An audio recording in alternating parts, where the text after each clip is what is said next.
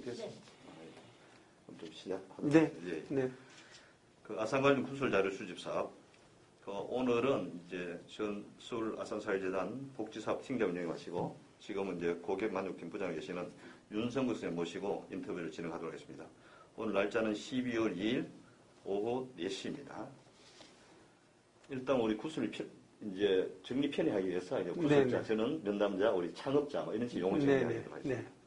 먼저 우리 구술자의 개인 생애 여쭤보겠는데요. 네. 생년월일과 고향에 대해서 좀 말씀해 주십시오. 1962년 6월 13일 그건 주민등록상이고요. 네. 어쨌든 고향은 진주입니다. 아, 진주요? 네네. 그럼 학교도 진주에서 다녀왔습니다. 네네. 아, 예. 그럼 서울은 언제 올라오셨죠? 서울은 90년 초에 그전에는 부산에서 수산업을 했습니다. 아, 예. 그 수산업은 그 현금이 왔다 갔다 하는 그런 데이기 때문에 친척이 배를 한 통을 사는 바람에 그 당시에 87년 그 당시에 13억 주고 샀으면 어마어마한 금액입니다. 예. 저인망을 샀기 때문에요. 그래서 그 사업체를 제가 한 2년간 운영을 하다가 바닷가 생활을 하니까 사람이 자꾸 거칠어집니다. 굉장히 거칠어집니다. 그래서 아버님이 그냥 서울 가야 되겠다. 그래서 뭐 그 당시만 해도 지금 뭐 어떤 학생들이나 청년 세대에 대해서 이런 말을 하면 조금 욕될 수 있지만 그 당시에는 참 취업하는 방법이 쉬웠습니다. 그렇죠. 그래서 생산성 본부하고 서울 아산재단하고 몇 군데를 인터뷰를 했고 생산성 본부도 거의 완성 단계, 그 취업 단계였었는데 제가 여기로 오게 된 거는 회사 돈을 가지고 남 돕는 일을 하는 게 그게 좋겠다는 생각 때문에 여기 왔는데 그게 벌써 30몇 년이 지났습니다. 그러면 어떤 이제 진주에서 이제 대학도 그런 아니요. 대학은 청주에서 나왔습니다. 아, 예. 네네. 지금은 주로 어떤 일을 하고 계십니까? 지금은 이제 제가 내년에 은퇴이기 때문에 고객 상담 역할을 상담실에서 좀 불가항력적인 그런 분들이 가끔 들어옵니다. 그런 분들에 대해서 제가 조금 안내를 하고 다독거리고 저 상담실에 보면 여직원들밖에 없습니다. 간호사들밖에 없는데 그분들이 하기에는 좀 부담스러운 그런 분들은 제가 상대를 해서 좀 응대를 하고 있습니다. 그리고 6층에 와서도 근무를 하는데 제가 오랫동안 글을 써오고 했기 때문에 제 어떤 스킬 같은 거를 직원들한테 좀 알려주고 뭐 제대로 뭐 글 쓰는 방법이라든지 그런 걸 살펴주고 그런 역할을 하고 있습니다. 예. 그러면 아까 이제 대학 졸업 후 이제 또 이제 저인방 것도 직접 저희가 운영하시는 보통 대학 졸업 그런 거 선택하기 쉽지 않잖아요, 사실은. 없죠. 근데 그때 이제 사업을 처음에 시작한 지 얼마 안 됐습니다. 외삼촌하고 둘이서 사업을 시작을 했는데 갑자기 부산의 친척이 워낙 큰 돈을 들여서 사업을 시작을 했기 때문에 그거는 일주일에 그 당시 한 7천만 원, 8천만 원 현금이 왔다 갔다 합니다.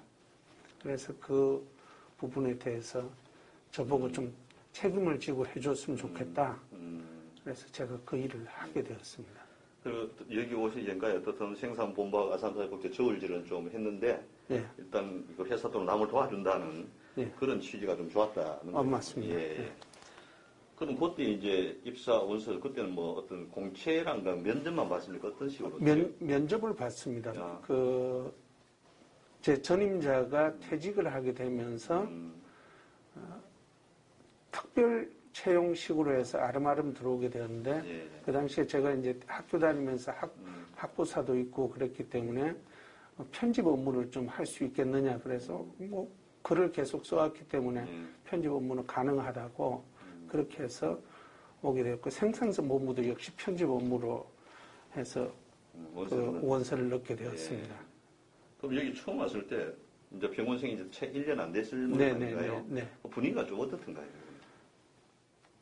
제가 처음에 와가지고 병원 업무를 시작을 하면서 제일 먼저 했던 게 그때는 서관 하나밖에 없었습니다. 예. 서관 하나, 옆에는 다 휑한 중간에 웅덩이도 크게 호수처럼 있고 지금 그 동간 신관 앞쪽에 보면 그 웅덩이도 있고 수풀처럼 우거져 있고 한밭집도 있고 와 여기 사람이 오겠나 싶을 정도로 좀 황량한 곳이었습니다.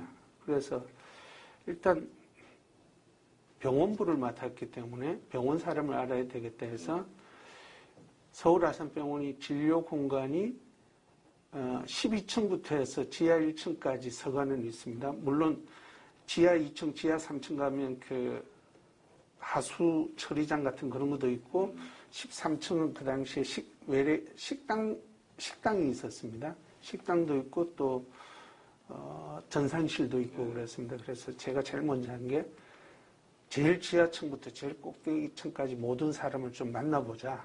그래서 그 사람들을 거의 한 달에 걸쳐서 다니면서 만나고 나를 소개를 하고 어떤 자료 같은 걸 낼 거 있으면 나한테 달라. 그럼 내가 병원부를 통해 가지고 소개를 하겠다.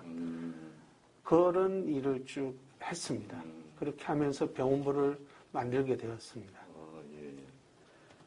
그럼 그때 뭐 아까 환경 잠깐 말씀했는데 이거는 뭐 지금도 좀 그렇습니다만 약간 예지지 않은 오기가. 네. 그 당시에는 대중교통 뭐 어떤 식으로? 대중교통은 그 당시에는 지금은 잠실 나루역인데 성내역입니다. 성내. 예. 네, 성내역 저기서 걸어서 보통 옵니다. 걸어서 오는데 지금은 성내청 인도교가 놓여져 있지만 그 당시에는 징검다리였습니다. 그럼 성내청 뚝방길을 성내역에 내려서 넘어가지고 징검다리를 건너서 이렇게 병원 쪽으로 넘어왔는데 저게 성내청의 인도교가 91년도인가 2년도 그때 만들어졌을 겁니다. 저거 전까지만 해도 직원들은 비만 오면 여름에는 저기 그 성내역에 내려서 빙빙 걸어서 둘러서 왔죠. 그럼 그때는 어떤 이제 아까 이제 병원부라고 했는데 재단에서는 부서가 큰 부서는 몇 개 정도가 있었습니까? 재단에 그 당시에 제가 왔을 때 지금은 없어진 서관 앞 중앙공원 앞자리 그 아산생명과학연구소 건물이 있었습니다. 거기 1층하고 지하층을 사용을 했는데 1층에 들어가면서 격리과가 있었고 그 다음 그 현대그룹이 다 그렇지만 사무실을 씁니다. 큰 사무실에 위에 팻말만 붙여놓고 쭉쭉 나눠서 쓰고 있었는데 격리과가 있고 그 옆이 총무인사과 그리고 그 옆이 구매과 그 옆이 복지사업과가 있었습니다. 지금은 팀이라고 다 그렇게 팀장 그렇게 하고 있는데 처음 들어왔을 때는 과였죠. 그렇게 하고 제일 뒤쪽으로 그 당시에는 사무처장이라고 그랬죠. 지금은 사무총장이라고 그러는데 사무처장님이 계셨고 그랬습니다. 지하에는 도서관이 있었고요. 그 당시 그럼 아산사회복지재단을 이제 그때 70년대 만들었는데 그 주 업무는 지금 뭐 의료원이잖아요. 병원이잖아요. 사실은 이제 다들 그렇게 생각하시는데요. 아산사회복지사업재단이 만들어지게 된 가장 근본 목적은 복지사업입니다. 의료사업도 그 중에 하나일 뿐이고요. 지금은 그런 표현을 안 쓰는데 그 당시만 해도 4대 목적 사업이라는 표현을 썼습니다. 가장 첫 번째 나오는 게 사회복지 지원 사업입니다. 그 다음이 지금은 의료사업이라 그러는데 의료복지 사업. 그 다음이 연구개발 지원 사업이고요. 그 다음이 학술 장학 사업이라고 했습니다. 그걸 해서 4대 목적 사업이라고 했습니다. 사회복지 지원 사업이 우리나라 복지라는 개념이 생소했던 시절에 아산사회복지재단이 들었었습니다. 그게 77년 7월 1일입니다. 그 복지사업 그 당시 예산이 국가에서는 그 당시에 보건사회부였나? 뭐 그럴 건데, 복지 사업을 마음대로 펼치려고 해도 이게 해가지고 실패하면 어떡하나? 이런 염려가 많았습니다. 그래서 국가에서 아산재단에서 어떤 사업을 하면 그게 잘 되면 국가에서 그 이듬해나 그 다음에 벤치마킹해서 전사적으로, 전국적으로 퍼뜨리는 그런 역할을 많이 했습니다. 아마 그 연구개발 지원 사업도 그 교수들한테 연구비 주고 하는 그런 것도 그 당시에는 우리나라에서는 그 이공계 쪽으로 해서 연구비는 많았는데 인문사회계열, 지역연구 이런 데는 굉장히 연구비가 박혔습니다. 그런데 아산재단에서는 그런 인문사회계열 그리고 지역연구라는 동구권, 그 당시에 동구권 그 공사나 민주화되기 전에 소련 시절이죠. 그 무렵에 그 지역에 대한 연구 활동을 하시는 분들한테 연구비를 많이 지원했습니다. 국가에서 1년 연구비가 얼마 되지 않았을 때 아산재단, 일개 재단에서 국가연구비만큼은 안 되겠지만 국가연구비의 상당 액수에 해당하는 금액을 지원을 했습니다. 77년도에 아산재단 연구비가 아마 조사해보면 나오시겠지만 그 당시에 한 5억, 6억 그렇게 되었을 겁니다. 어마어마한 겁니다. 네. 그럼 아까 잠깐 말씀했습니다만 이 77년 그러면 뭐 기업의 사회적 역할 이런 것들이 굉장히 충분히 인식이 안 될 때 아닌가요? 또 사회복지라는 개념도 뭐 제가 알기로는 그렇게 보편화되지 않은 것 같은데 사회복지라는 개념이 아예 국민들한테는 없었죠. 없었어요. 네. 예. 그런데 이런데 불구하고 창업자는 이런 것을 할 수 있다는 데 놀라운데 혹시 그런 뭐 외학이 됐다는 이런 것들을 들은 적은 있습니까? 그게 이제 아산 10년사라는 그 책을 보시면 그 설립 배경 이런 게 잘 나옵니다. 예, 예. 아산 10년사에 보면 이런 말이 아산병원 10년사란 말이죠. 아니요. 아산재단. 아산재단 10년사. 예, 예. 예, 그게 책도 좀 희귀본처럼 되어버렸는데 못 봐가지고. 울산대학교 그 도서관에는 있을 겁니다. 예. 저희는 울산대학교하고 각 학교마다는 보낸다든지. 다 재단에서 만드는 책들은 다 보냅니다. 예, 그래서 아산재단 10년사 있습니다. 그 책이 아산재단의 생각을 가장 잘 알 수 있는 책입니다. 20년사 제가 만들고 30년사 제가 만들었는데 그거는 이제 막 발전하는 발전상을 보여주는 거라면 아산재단 10년사는 왜 이 병원들을 만들게 되었으면 사회복지 사업을 하게 됐는지 그런 내용들을 그 당시 우리나라 사회복지계 의료 뭐 연구 뭐 이런 전문가들이 대학 교수나 뭐 이런 분들이 그걸 집필을 하고 만든 책이기 때문에 아마 참고가 많이 되실 겁니다. 예. 그러면 그 당시 뭐 아산 들어왔을 때 90년 들어왔을 때 어떤 그런 그 아산 재단의 직원 규모는 어느 정도입니까? 병원 빼고 이게 실제 그 특별히 늘어나지는 않습니다. 그 당시에 제가 들어왔을 때 인원 헤아려 보라 해도 헤아릴 수 있습니다. 전체적으로 30명 내외였습니다. 그 격리, 인사총무, 구매, 복지사업 다 합쳐서 30명 채 안 됐습니다. 그 사무총장까지. 물론 이제 의료원이라 해서 별도로 이문호 의료원장님 계셨고 그런데 이제 그 인원들 다 합쳐서 그렇습니다. 예. 아니 그러면 그 병원도 운영하지만 병원 관계된 일도 다 맡아 했을까? 병원부가 되면. 뭐 병원에서 구매한다든가 뭐 이런 것도 여기서 구매 업무는 재단에서 그 당시에 해줬는데요. 그 당시에 이제 병원 자재팀도 있고 재단 구매 쪽에서 당시 초창기에는 장비들이 많이 들어올 때입니다. 해외에서. 그렇죠. 그래서 재단에서 그런 걸 다 대응을 했고요. 근데 워낙 그 초창기에 그 아산재단에 있었던 그런 분들이 구매하고 이런 분들이 다른 병원들에서 베테랑처럼 일을 하던 분들이 그 서울 아산병원 설립을 앞두고 그런 분들이 대거 이쪽으로 많이 들어온 케이스입니다. 그래서 그런 분들이 지금은 남아 계신 분들이 없지만 그 당시 그런 분들이 일을 해 주셨기 때문에 굉장히 원활하게 일을 하지 않았나 그렇게 생각됩니다. 그럼 우리 군수님께서 이제 아산사회 복지에 들어왔을 때 네. 이게 현대그룹 말고 다른 기업에서 뭐 이런 복지재단을 운영하는 곳이 있다는 거 들은 적이 있습니까? 삼성하고 LG 정도였죠. 90년 초반에. 예, 예, 예.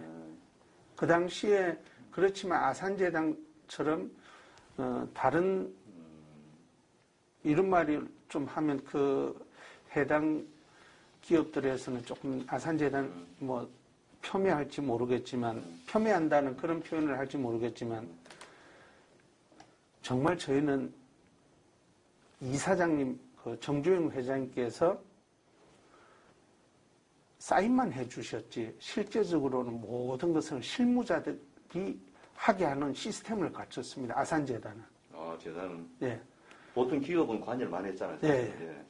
그래서 실제적인 일을 하는 곳이 아산재단이었다면 다른 LG복지재단이나 삼성복지재단 뭐 이런 데서 다른 기업재단들에서 하는 것은 이미지 홍보 위주로 하지 않았느냐 이런 생각을 제가 제 개인적인 생각입니다. 그건 하게 되었고요.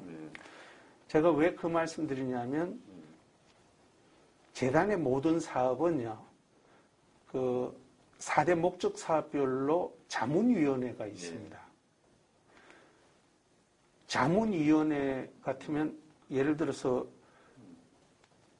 의료복지 자문위원회라고 해주면 그 당시에 자문위원장은 우리나라 의료계 최고 그 별이라 할 수 있는 이문호 의료원장, 서울아산병원 초대원장님이 의료 자문위원장을 하시면서 한양대 의료원장이셨던 김순용 이사장님 그리고 세브란스의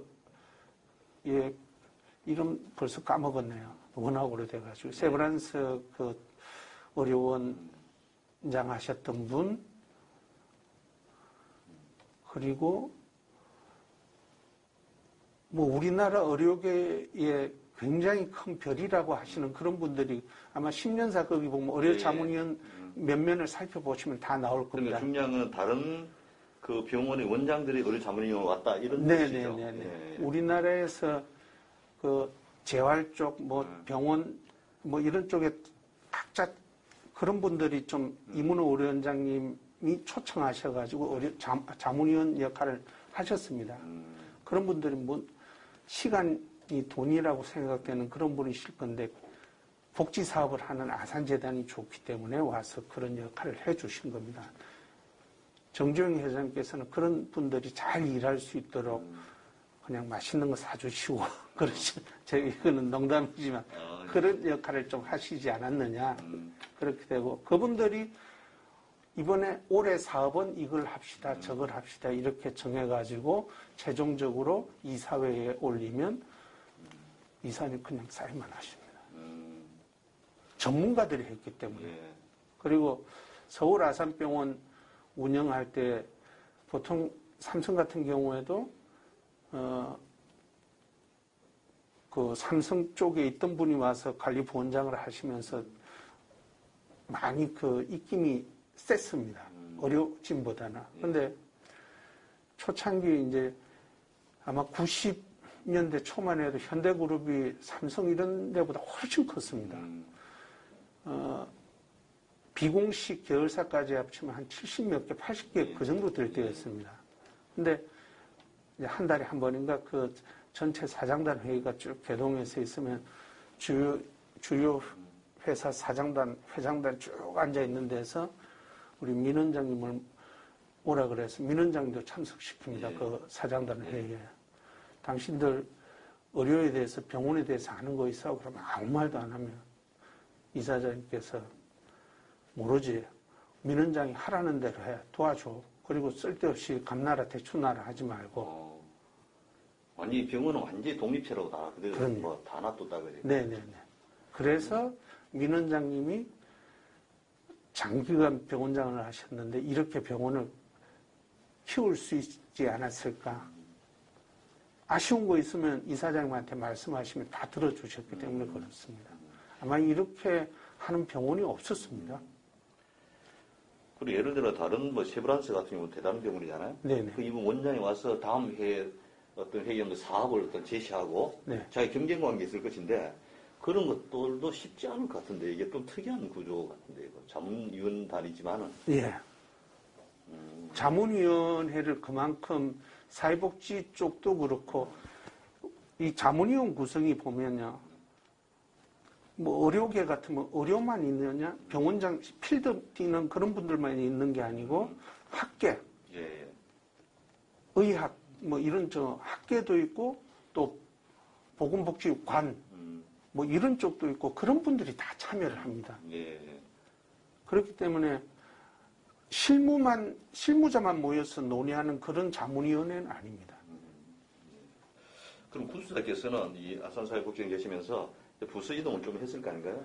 좀 굵직한 부서 이동은 어떤 부서로 주로 옮겨? 아산재단에서는 복지사업 업무만 했습니다. 복지사업 업무만. 예, 제가 그 아산재단 복지사업팀 홍보과 복지사업팀 홍보과에 있으면서 병원부를 담당하면서 서울 아산병원부를 하면서 아산 건강 소식도 만들게 되었고 개간 아산지도 만들게 되었고 연보도 만들었고 91년인가 무슨 상을 하나 만들어라 그래가지고 기획을 하라 그래가지고 기획을 했던 게 그 당시에 두 가지를 했습니다. 하나는 효행상이고 하나는 그 아산 체육상 같은 걸 하나 만들었습니다. 예. 그래서 기획을 해서 올렸더니만 결국 효행상이 되기는 되는데 체육상은 저는 몰랐는데 그 당시에 아산기쟁 때 무슨 수영대회가 있고 그랬더라고요. 그래서 그게 정재용 회장님 그 관련되는 거라고 해가지고 그럼 체육상은 빼고 효행상을 했는데 효행상이 이게 나중에 히트를 치게 됩니다.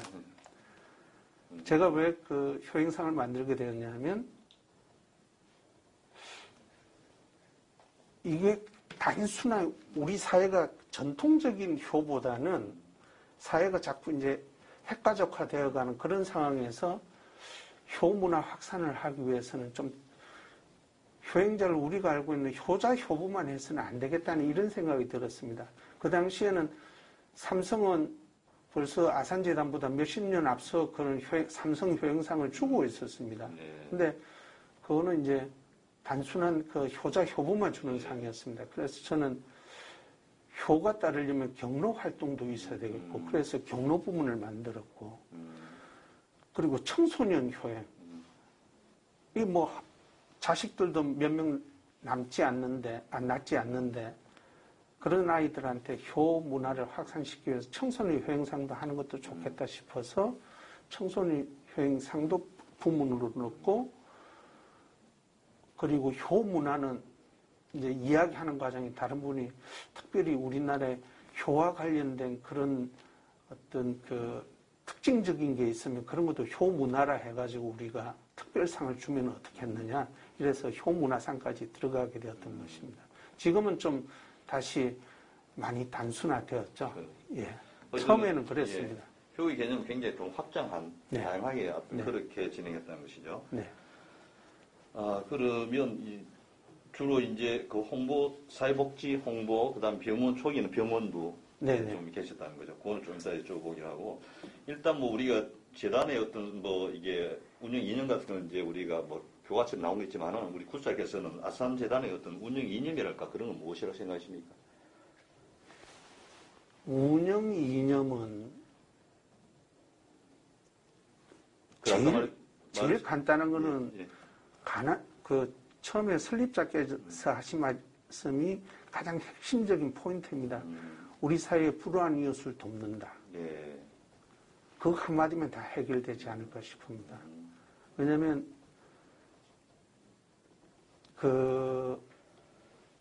저 역시도 효행상을 10년을 제가 만들고 거의 10년을 제가 그걸 진행을 혼자서 했습니다. 그래서 저는 휴가를 그 당시에 효행상 시상식은 10월 초에 했습니다. 10월 9일인가 3일인가 그 인근에 했었는데 그 행사가 다 끝이 나야 저는 항상 여름 휴가를 갔습니다. 가을에, 늦가을에. 혼자서 그걸 했기 때문에 그렇습니다. 근데 정말 전국적으로 다니다 보면 가난하면서도 제대로 효행을 하는 사람들이 많았습니다. 근데 그걸 뭐 삼성이나 이런 데서는 효행상을 주다 보면 실태조사를 그 당시에는 걔네들은 안 다녔습니다. 저희는 실태조사를 가서 현장 조사를 다 해보고 왜 추천하게 됐는지 이런 것도 다 확인을 했습니다. 공적조서 아마 지금 그